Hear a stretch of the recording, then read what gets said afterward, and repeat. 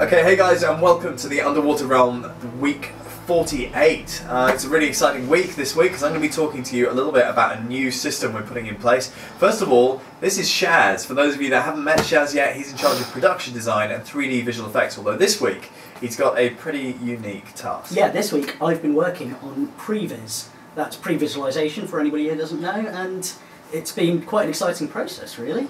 Pre-Viz, imagine storyboarding, but instead of storyboarding with pencil and paper in 2 dimensions, you're actually recreating your movie, or pre-creating your movie, in 3D. Almost like you're playing a computer game, but it's a game where you can change the lenses and you can plan moves for the camera and recreate your characters in 3D. So it's really, really important for a number of reasons in filmmaking.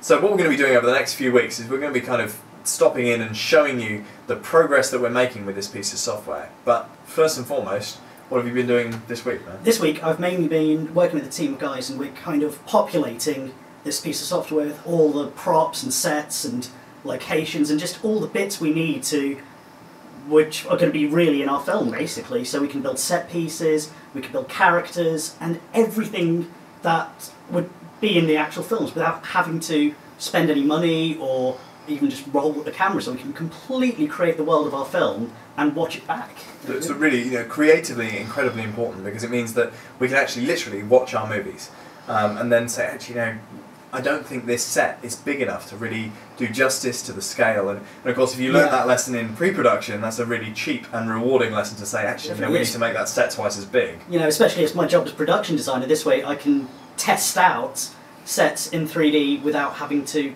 actually build them or spend any money, and make sure that they're going to be big enough, that they're going to look okay on camera, and just get everything done without having to make any really costly mistakes. Absolutely, and from a storytelling point of view, we have exactly the same thing. The one thing that Pre-Viz really has above storyboarding is that you can really get a sense for the camera motion and of course the character motion that's going to sell your edit. It's very, very easy to make mistakes like that in storyboarding, and although pre-visualization takes a lot longer, it gives you a much more thorough view of what your film's going to look like. So we're going to show you some of the cool features now. I mean, we've literally only just started using the software, but it's got some very, very cool stuff, like you can do motion capture with the Microsoft Kinect, which is really awesome. That's really awesome. It's just a really good way to get like a quick animation straight into it without having to spend ages hand animating it, and it's just a really, really fun, sort of exciting workflow, really. Yeah, absolutely. It's all about creating something that's quick and just about good enough so you can tell what's going on. It's not about creating a polished final result. It's just about getting something out there, just a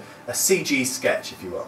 So we're going to be showing you some of the cool stuff that we've been up to, and then over the next 3 or 4 weeks, as we carry on using this software, we'll give you full feedback, almost like an ongoing review, and tell you what we think of using iClone 5 by Reallusion for Pre-Viz processing.